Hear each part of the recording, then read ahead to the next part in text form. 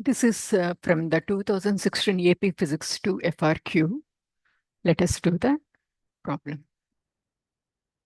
Some students are investigating the behavior of a circuit with 4 components in series. A resistor of resistance R, a capacitor of capacitance C, a battery with potential difference E, and a switch. Initially, the capacitor is uncharged and the switch is open. A bit. Determine the current in the resistor and the potential difference across the capacitor immediately after the switch is closed. Next, determine the current in the resistor and the potential difference across the capacitor a long time after the switch is closed. Next bit. The switch is opened, the capacitor is discharged, and a second identical capacitor is added to the circuit in series with the other components. The switch is then closed again. First bit, a long time after the switch is closed, the energy stored in the single capacitor in the original circuit is U1, and the total energy stored in the 2 capacitors in the new circuit is U2. Calculate the ratio U1 by U2. Next bit. The 2 capacitors in series are to be replaced with a single capacitor that will have the same energy U2. Indicate a plate area and a distance between the plates for the new capacitor compared with the one of the original capacitors that will accomplish this. Support your reasoning using appropriate physics principles or mathematical models. Next bit. The students are then asked to design 2 circuits, each containing a switch, a battery with a small internal resistance, a light bulb, and a capacitor. In arrangement 1, the bulb should gradually light up after the switch is closed, becoming brightest after the switch has been closed a long time.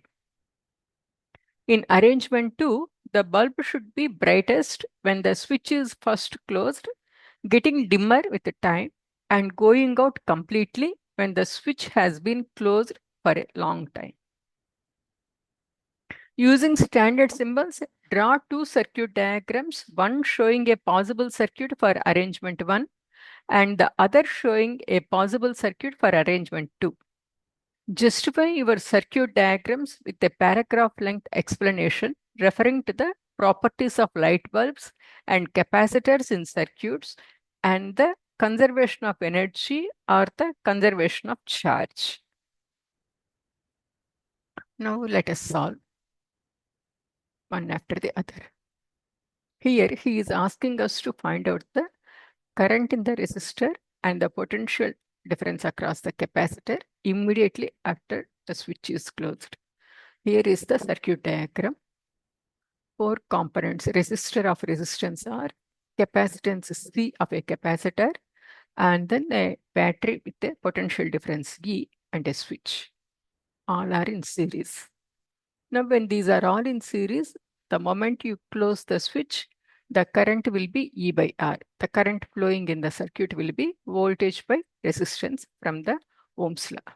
Ohm's law states that V is equal to IR, Ri is equal to V by R. Therefore, here V is equal to E and then R is equal to capital R. Therefore, the current flowing in the circuit is E by R. Okay. So, the current in the resistor he is asking. The current in the resistor is this one. Okay. And then potential difference across the capacitor. Potential difference across the capacitor will be 0 because the capacitor is not uncharged. Here you see the capacitor is uncharged. For an uncharged capacitor, we have to write again the same one, R is equal to 0. For uncharged capacitor, R is equal to 0. So what happens when R is equal to 0? V is equal to IR, no? V is equal to 0. Since R is equal to 0, V is equal to 0. So VC, I wrote VC to distinguish between the resistor and the capacitor. I put VC is equal to 0. Next, we have to find out the current in the resistor and the potential difference across the capacitor a long time after the switch is closed. After a long time, the switch is closed. What happens? The capacitor charges fully. Am I right? When the capacitor charges fully, it acts as an open circuit. That means open switch. Okay. When the switch is open, the current in the circuit will be 0, and then the capacitor, the voltage across the capacitor will be same as that of the battery. Okay. Next, he is saying that the capacitor is discharged and a second identical capacitor is connected in series with the other components. Okay, identical capacitor is added to the circuit. So I have drawn the circuit here. And then next what he is asking is, he is asking us to compare the potent energies, total energy stored in the two capacitors. Okay. So let the, we know the energy stored in a capacitor is equal to half CV square. This is the general formula. And then initially only single capacitor, no, so we have half CE square. E is the potential, he already given to us potential difference as E. So we have to use the same symbol. So U1 is equal to half CE square. And then in the new circuit, we have an identical capacitor added in series with the earlier capacitor. Therefore, what happens to the potential difference? The potential difference between the potential is shared between the two capacitors. You know, the voltage is shared between the two capacitors. Therefore, the potential drop will become half. Therefore, U2 is equal to half C E by 2 square. Am I right?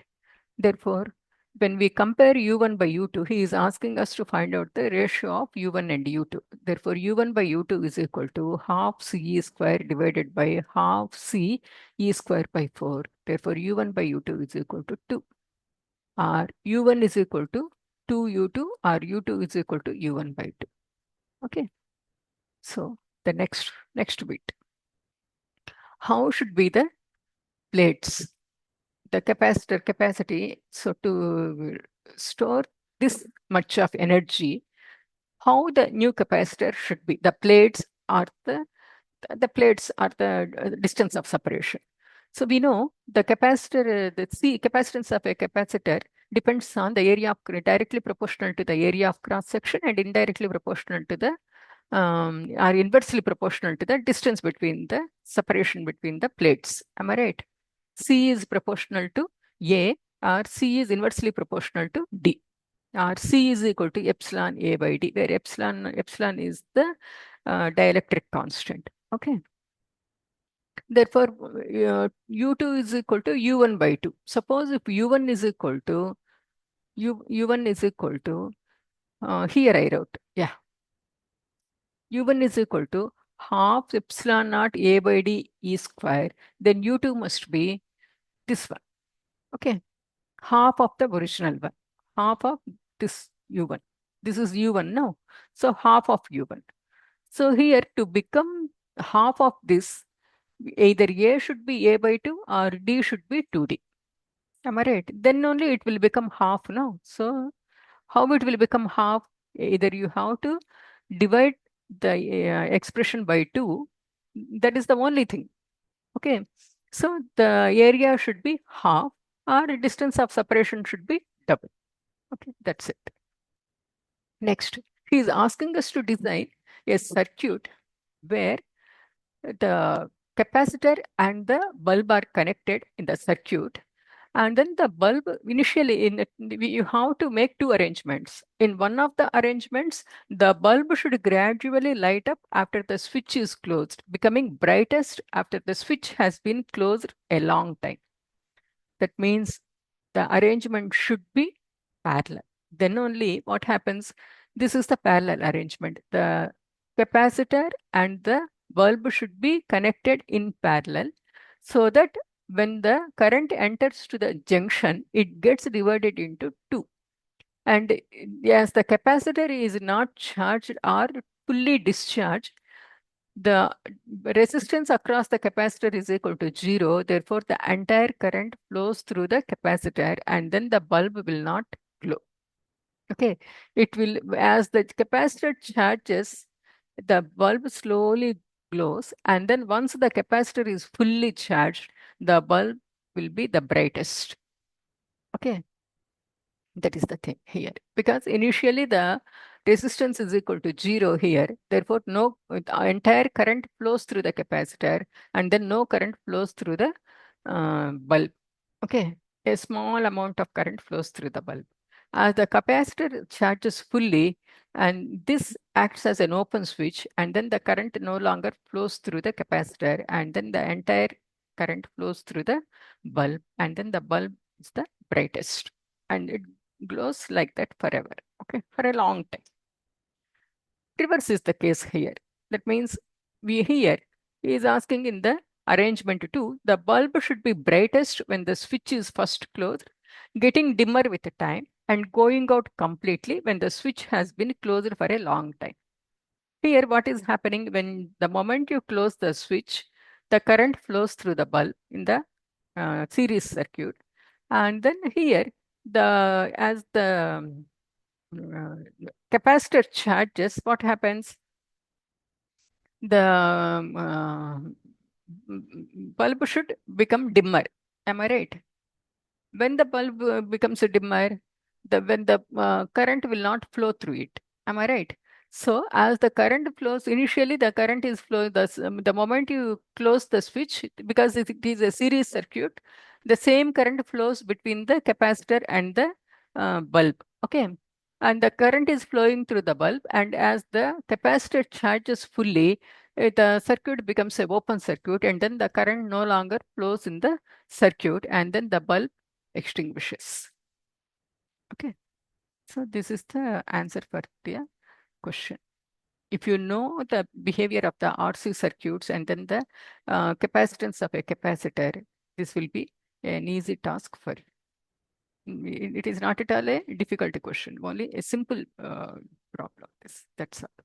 Hope this helps. Thank you. Bye bye.